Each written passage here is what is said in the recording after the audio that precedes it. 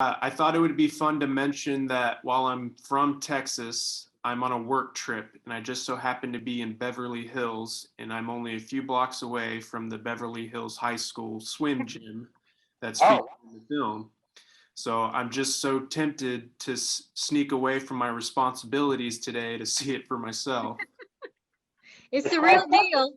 yeah, it was great. There's a plaque in there someplace that we put there in like '93 on the behalf of the Target people. Oh, yeah. And we were there for KTLA, and we opened the pool for them, and people seemed to like that. So I think you liked it. Yeah, it's great. Yeah, I'll try my hardest. Well, I'm sure the most common question you both get is what you remember the most from making this film at your young ages, if you do, which of course I'd love to know, but I'd also love to know what is perhaps a scene or a moment that you wish you could jump back onto set with all the life experience that you have now to see what sort of conversations were being had on set surrounding it and what went into achieving it, how it looked, how it smelled, just all of that. I will always remember the movie set smell because it's just in every movie that you do on the set, there's a smell when you walk in that door, and it's familiar and it's very comfortable. But I really was so young that if I could go back and be a part of a specific time, I think it would be the bridge scene, because that one left an indelible memory on me, and I think it would other people too. I would like to see Jimmy Stewart and his emotions when he wants to be born again, and kind of feel his angst and his desire to make a difference in his life and love his family and be thankful for what he really had. And I think that's just a beautiful, beautiful time. And when Mr. Ward drives up in his police car, I always will think it's kind of funny because he scoots out on the passenger side instead of the driver's side. And of course, that's for the cameras. But that would be my pick of where I'd like to be a little mouse and see what's going on. For a few reasons, I may like certain scenes better than others, but whenever I did a film, my mom would bring an autograph book. And I would like to go back to the time where I got all the autographs from the different actors in the film. And that would have been the final scene of the movie. I'd like to go back. I know I catch myself looking at Karolyn at the end scene when all the people are coming in, and we're thinking it's so exciting. We look and we have just that interplay for a second. But I would like to go back as an adult and see and feel all those great actors. I know Donna Reed told me she just looked over that sea of great actors in the end scene. And she was just in awe that she was a part of this film with all these great people that she grew up with in Denison, Iowa, as a little farm girl. And here she was, the main character in this scene. I would have liked to have gone back and talked when I actually handed Jimmy Stewart or Frank Capra or Frank Phelan or Ward Bond or whomever, Lionel Barrymore, the book to sign. That's what I would, because then you feel the whole movie kind of within that one scene. And I may like other scenes better than that as a favorite, but that, if you went back, there's a time to go back because everybody was there. Yeah, absolutely. That's a great one. I can only imagine that you've had very special viewings of this film in your lives with family and friends and the youth of today who continue to celebrate this film because of its timelessness. What have been the most meaningful viewing experiences of this film for you? All right, well, things that you've had screenings at different places, and they were all wonderful. But I think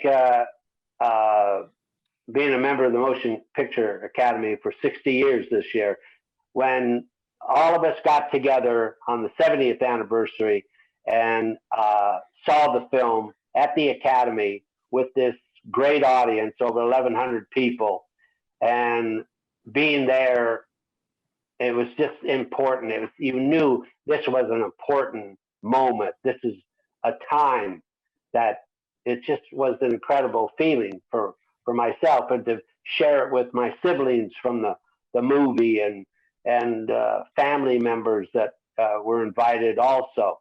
It just was, it just summed it all up, that this was a great film. Here's one of the greatest prints that Paramount sent over to play on one of the greatest screens around, sound and everything.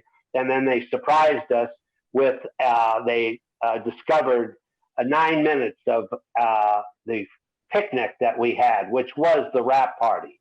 And there's over 360 people at the picnic.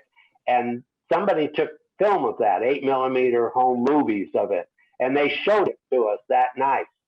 And it's the first time anybody had ever seen that film. It was just newly discovered. And that was a summation, too, of something. And I thought that was the best screening I'd been to. I think probably I was in the middle of Kansas, and then it was nowhere. I think the town was called Augusta. And it was an old theater that was probably the early 1900s and had a real story to it. And there was a huge projector up in the showroom upstairs where they were going to show the movie. It was ancient, you know, it had the flame in it and the whole thing. And I really thought the theater was really great. You know, okay, so there it goes. But this was the first time that I had ever seen it on the big screen. And I sat there with this full theater, and I felt the emotions of everyone, and I felt their excitement, their sadness. It was a communal thing that we all shared, and it was probably the most memorable experience watching the movie that I've ever had, because it's the first time I saw it on the big screen, and I was so impressed with what I saw. And then after it was over with, I met the people and talked to them and so forth and so on. And then when we walked outside, it was snowing, and it was so quiet on that little street. And I felt like I was kind of in Bedford Falls for real. It was a real moving experience for me the first time I saw it on the big screen. That's beautiful.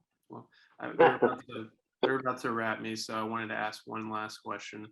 And it's to analyze one of the themes that meant a lot to me, which is how our dreams evolve as we get older. George wanted to see the world, build skyscrapers, but little did he know that he was meant for something much more. How have your dreams evolved over the years from your youth until now, and what are your dreams today?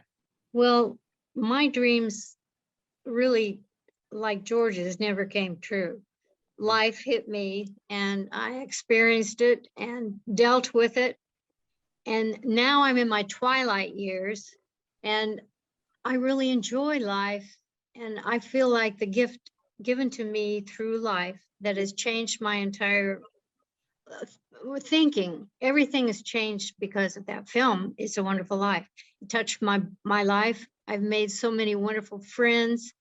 And I think that is a true gift to me. And I didn't have many gifts before that. I had to make a lot of choices, and nobody's life ever turns out like they really want it to. Like George had his dreams, and they never happened. But in the end, you realize what has happened to you has created who you are.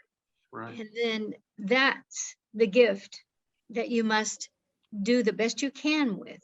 And I've learned that from the film, It's a Wonderful Life.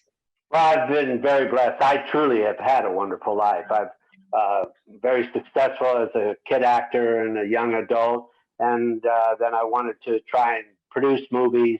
I've been able to do that many times. I'm still doing it. And I wanted to write a book, and all of a sudden got a book deal. And I've never, ever gone into anything that I didn't get the thrill of actually being able to do it.